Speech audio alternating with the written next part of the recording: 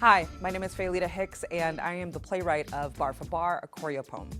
Mama Dirtmouth is, at this point of her life, she's experienced a lot of grief, she's lost a lot of people, and she thinks she can use quantum theory to change the timeline. I hope you enjoy it.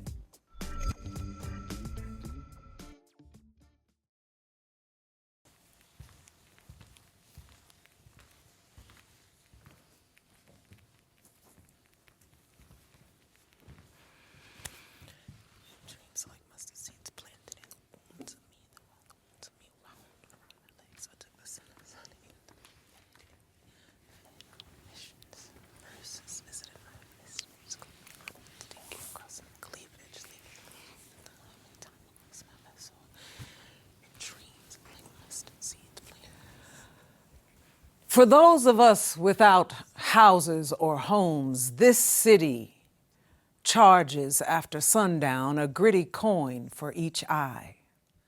If dreams are like mustard seeds planted in the womb of me, then while the wounds of me wound around my legs, I took the son of sun into my bed and we fed on visions. Verses visited my visage, climbed hot and sticky across my cleavage, leaving lesions and lines in time across my vessel. We were investing. He kept depositing and I kept charging like soil. Wet and weird, I told him here I am. Sometimes in the city's silence, if you close your eyes, you can hear knuckles clip concrete, chip bricks into side streets. That's when, out of tune, the guttural groove of lyric climbs glacier out of another transient, transparent, still. Even in the morning. It's always, where are you going? Where are you going?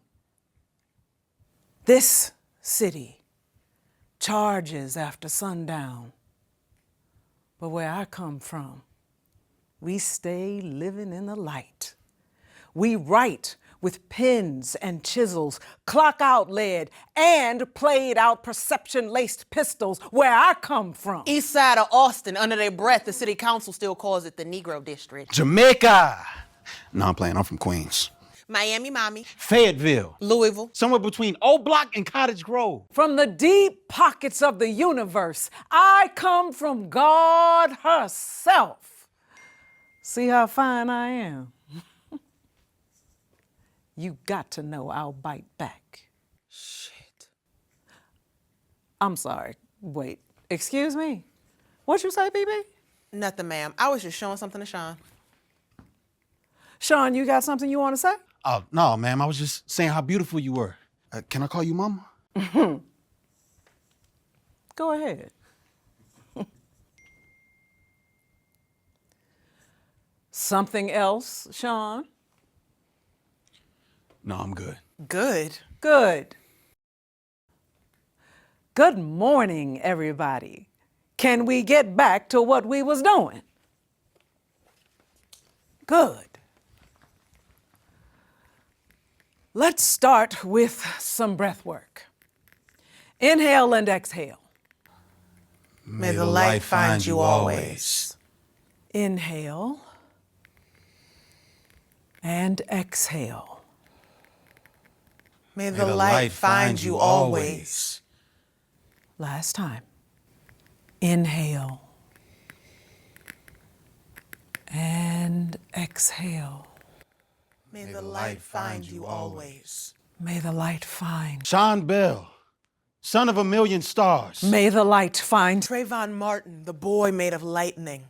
May the light find. George Floyd, the father of wind. May the light find. Breonna Taylor, the goddess known as Nuit. Sandra Bland, Erzuli Laflambeau. Corinne Gaines, the warrior. Susanna Chavez, the last blood. May the light find. Fred Hampton, the god known as Gem. May the light find. Amadou Diallo, not guilty. May the light find. May the light find. May the light find you always. This city charges after sundown. But where I come from, we stay living in the light.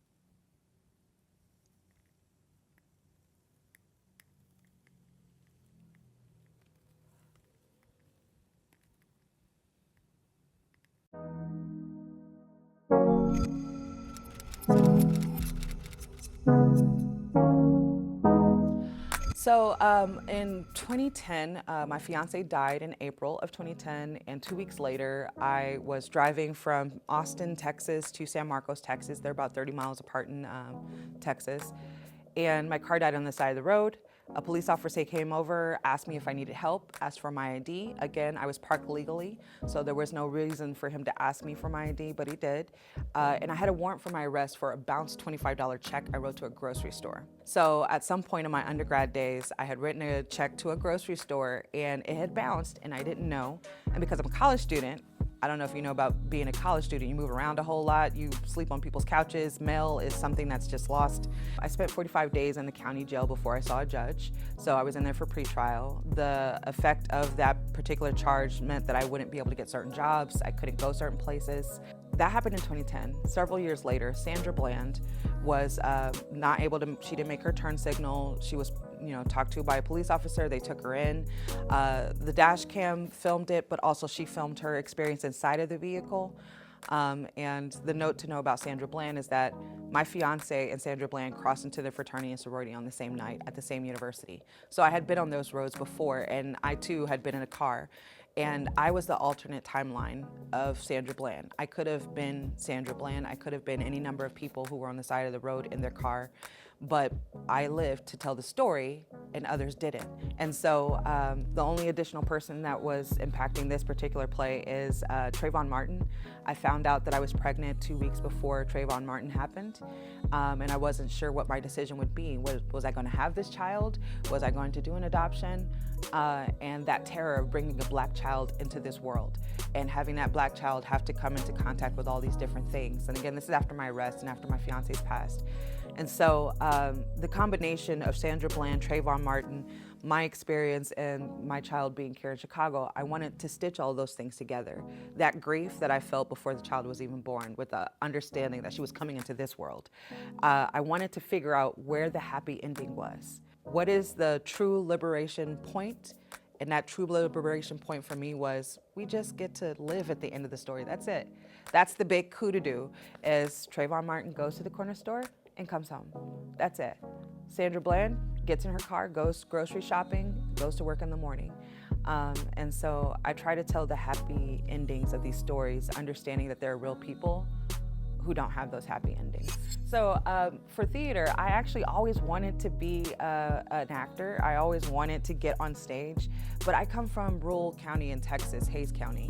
And in Texas, Black actors were not a thing. And in my freshman year of college, I found out that I would never hit main stage because they were only doing race-specific or ethnicity-specific roles, and there were no roles that were gonna allow me on stage. And I don't do backstage. And of course, that's my audacity, but I wanted to be on stage. And so spoken word allowed me to write my own monologues and get on stage and perform it every single week. And slowly but surely that turned into poetry, and then slowly but surely that turned into me just writing. But I've come back to it multiple times. I was an underground rapper, I toured the country, I met a lot of people, which is how I met my friends here in Chicago. One's a poet and one's a mom, and they are actually the people who adopted my child. And so that's a whole other story, but they asked me to move to Chicago so that the kid and I could get to know each other. And so I moved to Chicago for her. And now the story that I'm telling is very much about my personal experience with incarceration and me really thinking about this is something she will have to deal with. Not just my experience, but her walking through this community, her walking through this state, her walking through this world. It puts all of us at risk. And so Chicago has a special place in my heart and always has. So, my name is Faylita Hicks, and you just saw Bar for Bar, a choreo poem. Vote for me and stay in it.